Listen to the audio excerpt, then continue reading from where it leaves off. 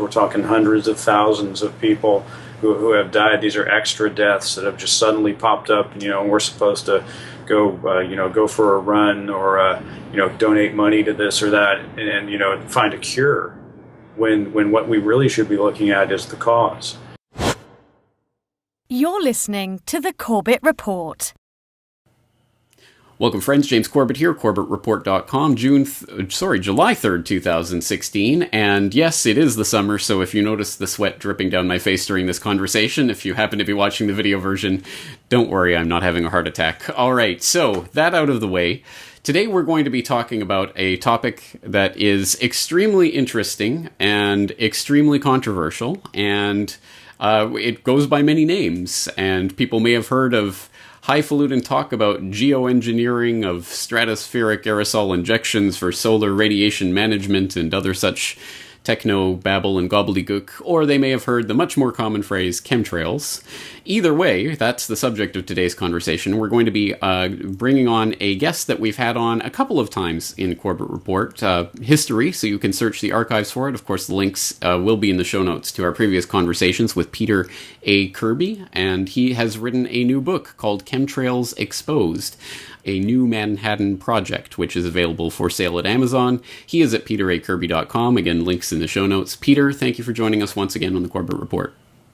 Thanks for having me. It's an honor to be here. Well, as I say, this is our third conversation, but for those who haven't caught the first two conversations or need a refresher, perhaps you can just tell us again who you are, where you come from, why you got interested in this subject, and why you wrote the book. Yeah, I'm basically nobody. I started by just getting interested in the issue and then going online and posting things on forums and comment sections and wherever I could.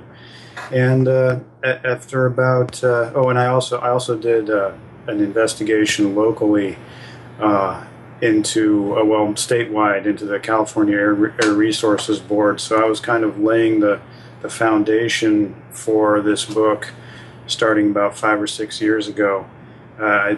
Because right off the top, I knew that there were some things that should be looked into immediately. I mean, there are state agencies, namely the California Air Resources Board, who should be on top of this situation, but, that takes months to contact them and have them contact you back and find the right people and all this stuff. But anyway, I was eventually able to cobble together something that Michael at Activist Post picked up on.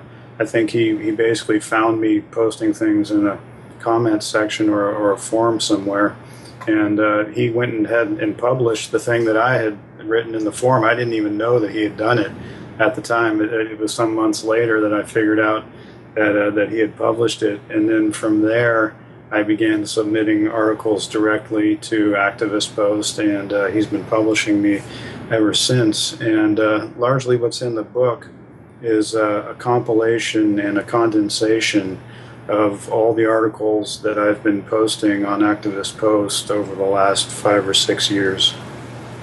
All right, this is obviously to do with the subject of chemtrails, or what is being sprayed in the skies overhead that most people have observed at this point, at one point or another, the crisscross patterns in the sky after, a full day of spraying that gradually turn into cloud banks that often will completely cover the horizon, horizon to horizon.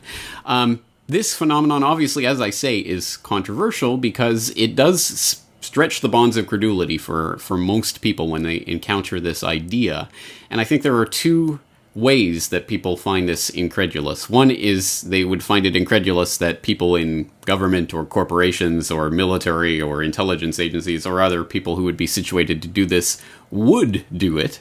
And then the other, I think, incredulity that a lot of people have is that they don't think that they could do it. So let's attack those two separate vectors one at a time. And I think the first one, would they do something like this, is something that you lay out extremely well in the first few chapters of this book. You go through so much of the history of this, the development of this idea of weather modification, all of the various proposals that have been talked about, various ways that they have talked about being able to do it, the development of the idea of geoengineering to save us from climate change, etc. Again, there's a lot of documentation that you've dug up on this over the years, but just fortuitously, in the last few days, I noticed that John Brennan, the director of the CIA, was giving a speech at the Council on Foreign Relations of all places, where he himself was talking about geoengineering. So let's just listen to a little bit of that clip, and perhaps we can use this as a way to broach that subject of, would they really do something like this? Another example is the array of technologies, often referred to collectively as geoengineering, that potentially could help reverse the warming effects of global climate change. One that has gained my personal attention is stratospheric aerosol injection, or SAI, a method of seeding the stratosphere with particles that can help reflect the sun's heat in much the same way that volcanic eruptions do. On the geopolitical side, the technology's potential to alter weather patterns and benefit certain regions of the world at the expense of other regions could trigger sharp opposition by some nations. Oh, I'm sorry, is that well-known conspiracy theorist John Brennan talking about altering weather patterns and spraying things in the atmosphere in order to save us from ourselves, apparently? Yes, that's the director of the CIA, and of course that is just the latest, just in the last few days, piece of evidence on this trail. Perhaps you can set out some of the other pieces of evidence along that trail. Would they do something like this? Yeah, well, there's, I think, the most significant pieces of evidence as far as would they do something like this are two books. One was written by Dr. Leonard A. Cole called Clouds of Secrecy, and the other one was written by someone named Andrew Golachek, and that's called In the Name of Science. And these two books outline hundreds of open-air testing experiments done covertly against the American people over the last 70 years. So, I mean, there's other, evidence of us being sprayed openly and covertly. And, as far as would they do it, I mean, the evidence shows that, yeah, they would, and they have, and they are. As far as the CIA goes, they appear to be deeply involved in the New Manhattan Project. Most notably, early on, there are some early documents. In 1965, the Office of the Executive Branch of the federal government under LBJ released a document called Restoring the Quality of Our Environment. And this document was the earliest top-level document that I've been able to find that states both the theory of man-made global warming and what John Brennan was just talking about, the SRM, solar radiation management spraying of particles, otherwise commonly known as geoengineering. So we're talking a document that came out in 1965. Earlier in that year, although he was not the head of the CIA at the time that it came out in 1965, earlier in 1965, the head of the CIA was none other than Vice Admiral William Raborn, who is clearly has involvement in the development of technologies that have gone into this New Manhattan Project. He looks like one of the main players historically, and he served briefly as the head of the CIA, and he quit before that paper came out in 1965, but earlier in that year he was the head of the CIA. And I probably can't find it right now, but I think it was in 1971, this is in the Information War chapter, the CIA also released a document, and I forget the name of it. The book is absolutely jam-packed with little factoids and information like this, so it's hard for me to bring up the exact title of a lot of these things. I do know a lot of them by heart, but this is not one of them. But I think it was in 1971, the CIA released a document which appears to be the fount of this idea that global warming can cause the end of humanity. You know, we hear this type of stuff in the media, and people repeat it about how, well, you know, the temperature is going to go up, and then that's going to cause nations to, you know, run out of food, and then there are going to be riots, and then there's going to be war, and, you know, they're going to have to invade other countries, and then this is all going to lead to nuclear war and all this stuff. This was all outlined in it looks to me originally in a CIA document that I think came out, it was either 1971 or 1974, and ever since then, you know, this has been used as a justification for for spraying us, because they're saying, hey, we don't want global warming to happen. The CIA repeatedly issued lots of reports saying, global warming would be terrible, and we don't want global warming to happen. So, if we spray stuff out of planes, you're going to be great. And this idea of spraying stuff out of planes, the earliest mention, first of all, the earliest mention of the theory of man-made global warming that I've been able to find is in 1958. That was a big year. Lots of this type of information was coming out then. In 1958, weather modifier Howard T. Orville released an article in Popular Science. I'm looking at it right now instead of looking at the camera, titled "Weather as a Weapon," and this is the earliest mention of the theory of man-made global warming that I've been able to find. So the earliest mention of the theory of man-made global warming appears in an article about weather modification from, at the time, the leading weather modifier, Howard T. Orville, who served as a science advisor to the president. Also in that same year, the solar radiation management geoengineering thesis was unveiled in the most cited report, weather modification report. This was a report titled The Final Report of the Advisory Committee on Weather Control. None other than Bernard Vonnegut, who has been deeply involved in the development of technologies that have gone into the New Manhattan Project, was a co-author of this paper. And the paper reads, "The radiation properties of the atmosphere can be altered by the introduction of gases or aerosols and by cloud seeding." So, the whole idea of the theory of man-made global warming comes from weather modification. All the earliest documents are related to weather modification. Over the years, it was, I think in the late 60s and on into the 70s, they started changing the rhetoric from weather to climate. And this is when what do they call it? The atmospheric chemistry idea came in, and the atmospheric chemists, when they started getting more complex with the things they could sense in the atmosphere, concurrently they were changing the rhetoric from weather to climate. So we see the CIA deeply involved, and we also see the very strong, incredibly strong connections between weather modification and the theory of man-made global warming.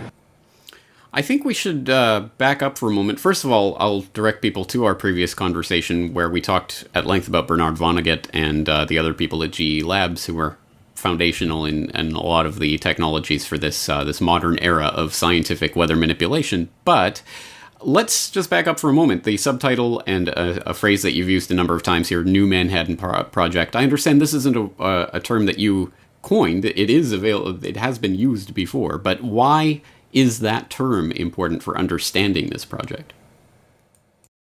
Well, it came out, this project of weather modification largely came out of the original Manhattan Project. First of all, it is a physics problem, and the people who put together the first atomic bombs were physicists. And just recently, the most recent book I've read, which is not in this first edition of the book, but I'm really seeing that the same people, there's a certain group of scientists who were the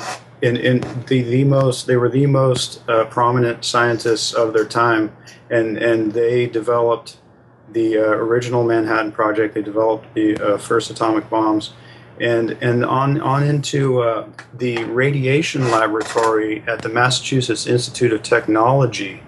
They developed also a lot of technology that went into this new Manhattan Project. Specifically, as you might assume from the title of the MIT laboratory, the electromagnetic aspects of the new Manhattan Project, not only the radar that is used for over the horizon radar was something that they developed, which is electromagnetic energy, which is bounced off of the ionosphere and is able to remotely sense objects thousands of miles away. That was developed at the radiation laboratory of MIT, and it looks like they were also at MIT deeply involved in the electromagnetic energy development of things that went into the aircraft control systems that are used today in the New Manhattan Project. It looks like they developed the ability to remotely control airplanes at this laboratory. So there's a group of physicists that that appear to have initiated the New Manhattan Project, and that's the connection. So what is it that we're talking about here? Because when people hear about weather modification, they might think, well, of course, we've had cloud seeding for over half a century now, commercially available. You spray silver iodide, it nucleates and creates rainfall in a given area. We've known about that for a long time. Nothing new here. What is new about the New Manhattan Project aspect of this?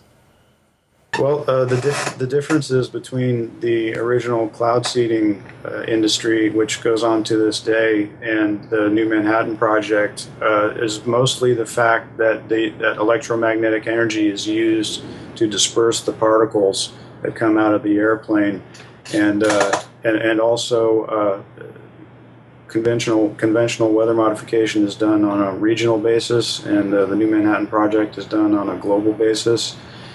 And the New Manhattan Project is covert, and the conventional cloud seeding industry has been overt since 1947.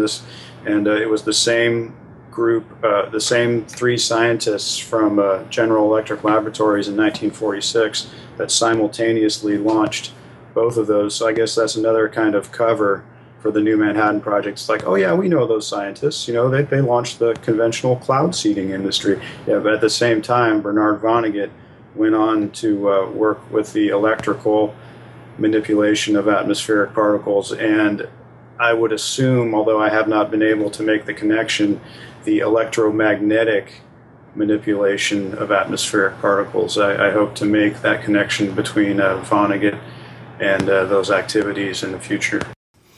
So what's being suggested here is that there are planes that are spraying whatever chemical cocktail overhead, and there is also ionospheric heaters and other advanced technologies for manipulating those particles once they are released to the end of weather modification?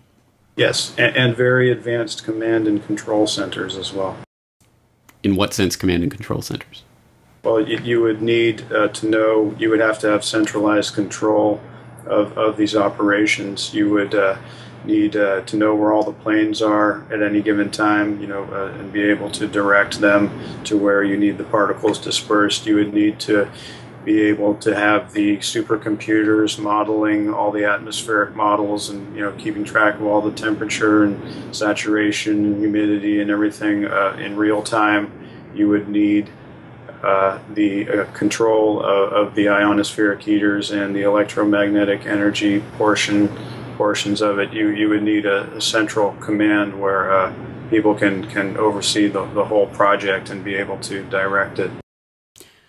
That, of course, leads us into the other aspect of the incredulity. Could they do this? We're talking here, just from what you're saying, at least hundreds, perhaps thousands of aircraft that would be needed for this, and these command and control centers, all of this monitoring, all of the technologies that would go into this, and all of the people involved in all of those technologies. It's a mind-boggling thing, and I understand why a lot of people would say it's just not possible for that to happen. What evidence have you uncovered to suggest that this is happening? Well, as far as the command and control centers are concerned, those would be relatively easy to hide. We have many very highly secure facilities all over the country, with highly classified activities going on. We have Lawrence Livermore National Labs, which is someplace that I talk about in the book. I've been just recently thinking about NASA Ames Research Center down there on the peninsula. I think they're in Sunnyvale. They have, it's a very well-known common thing that there are certain areas that you don't go to, and you have to have security clearance and all this stuff. I mean, they could be doing anything in there. We don't know. There's all these black budgets. Our tax money just goes into a black hole, and they don't have to report on anything. They could have been using black budgets over the decades to fund all this stuff. And then as far as the airplanes go, which would probably be the most difficult thing to hide, I got my eye on, this is not in the book. I like to speculate more in the interview. I like to go with more stuff I can prove in the book, but I find it fun to do this. There's a certain Air Force base in Alaska that I have my eye on. As far as I know, there's only 2 Air Force bases in Alaska. One is Elmendorf, which is, I'm not sure where they are, but the other one that I have my eye on, Elmendorf is the one that everyone knows of. It's huge and very well known. But there's another one called Clear Air Force Base, which is in the interior, I believe, near Fairbanks. And you can look it up on Google Maps. And it's relatively close to the HARP facility. And my research indicates that the chemtrail spraying planes have probably followed the ionospheric heaters wherever they go, because firstly, to conduct experiments, it would be advantageous to have the airplanes taking off and landing and spraying in the vicinity of the ionospheric heater, within, let's say 500 miles or something like that. And they may have a lot of hidden things there. I don't know. It's hard to tell from Google Maps. And like I said, I don't have a lot of evidence for this, but they could have some facilities there that are highly automated and highly secret. They could be blotting things out on Google Maps, and maybe they have some type of thing that allows airplanes to drive into something underground, maybe underground facilities. I mean, the fact that we have underground facilities in this country, and our military has been very hard at work at digging underground bases is well documented, and I believe it's within the technical capabilities of our current military to build such a complex, such a facility. And that would be my suggestion, because I think it would be advantageous to have a certain home base for the aircraft where they could be worked upon and replenished and things like this. And not only that, there's some evidence to this that it might be in Alaska as well. In William Thomas's book, Chemtrails Confirmed, he interviews somebody who is very familiar with air traffic in the British Columbia area, and this guy says that he sees the planes coming down from Alaska and spraying, and then returning to Alaska later in the day. So and also Alaska is very, very strategically oriented on the globe. If you take a globe, I have a globe over there. If you take a globe and look at where Alaska is, it's almost equidistant from the contiguous 48 states and then to the most industrialized areas of Asia. You've been seeing chemtrails over there in Japan, and then to Europe. It's very strategically located, and so the planes could be originating from Alaska and being hidden up there. That would be a great place to hide them. I mean, who wants to go to the middle of Alaska, right? No offense to our Alaskan listeners, but yeah, no, and I was just going to say, yes, that lines up with what William Thomas was reporting on 2 decades ago, almost, when he started really reporting on all of this. So that does make sense, but I appreciate the informed speculation that you bring to the table, because throughout the book, I think you make it clear that there are certain things that you are documenting. Here's the document, here's the facts, here are the people involved, and then there are other things that you were speculating on. And I noted a few of them as I was reading through the book. The proprietary aircraft of this New Manhattan Project may be powered wirelessly and have no need for conventional jet fuel. evidence and logic suggest that these aircraft in the New Manhattan Project are operated remotely as drones. Have Hertzian antennas been strategically placed around the country and the world in a coordinated effort to modify the weather? Ionospheric such as HARP may be used in conjunction with chemtrails to modify the weather. Chemtrails are probably sprayed to enhance the effectiveness of these operations. I've got a number of these that I've highlighted, and I think this speaks to the problem that is inherent to this research, which obviously there is interest in geoengineering. There are various programs that are at work on this. There are whatever layers of secrecy and classified material that are going on under the surface that we do not have access to. We do have little bits and pieces from the public record and things that we can connect behind the scenes. But how do we juggle that problem of what is documentable and verifiable to what is informed speculation? Yeah, the information as pertaining to this project is just scattered to the four corners of the world, and I'm going around gathering up a little piece over here, a little piece over there, and trying to put it all back together, trying to re-engineer this thing. But I speak about the information in the frankest manner that I possibly can. I'm trying to stay true to my readers. I don't want to mislead my readers, and also I don't want to get sued. I don't want to. This is why you hear me prefacing things like they have developed technology which probably is used in today's New Manhattan Project and things. Because I'm also saying that this is a mass murder operation, and if I just go saying like, oh yeah, DARPA's behind it, oh yeah, MIT's behind it, oh yeah, it's the military, and it's these people and they're doing it. I mean, they could sue me for slander because, and they might be able to get away with it too, because they can just say, well that you can't. These things are not going to come out in court because they're classified. So I'm trying to stay out of court, and I'm trying to be true to the information. It is a difficult line to walk, but as I say, you do provide so many different pieces of evidence that do add up in these various ways, some of which can be surprising even to people like myself who've looked at this subject in the past. For example, one thing that I noticed was that despite all of this talk about geoengineering that has become more and more common in congressional committees, and these types of hearings are being held on a regular basis, we have major prominent scientists speaking out about this. David Keith and others are going around pimping this idea everywhere they go. And yet, there is remarkably little research or even apparently interest in the medical or health effects, or at least potential effects, of stratospheric aerosol injection. And you pointed to a journal article that I hadn't seen from earlier this year, assessing the direct occupational and public health impacts of solar radiation management with stratospheric aerosols by Dr. F. Young and Netzel, which I'll put the link in the show notes for people who are interested. But it's interesting the way that they are talking about it in the abstract for this paper. They're saying, although much is being done to unravel the scientific and technical challenges around geoengineering, there have been few efforts to characterize the potential human health impacts of geoengineering, particularly with regards to SRM, solar radiation management approaches involving stratospheric aerosols.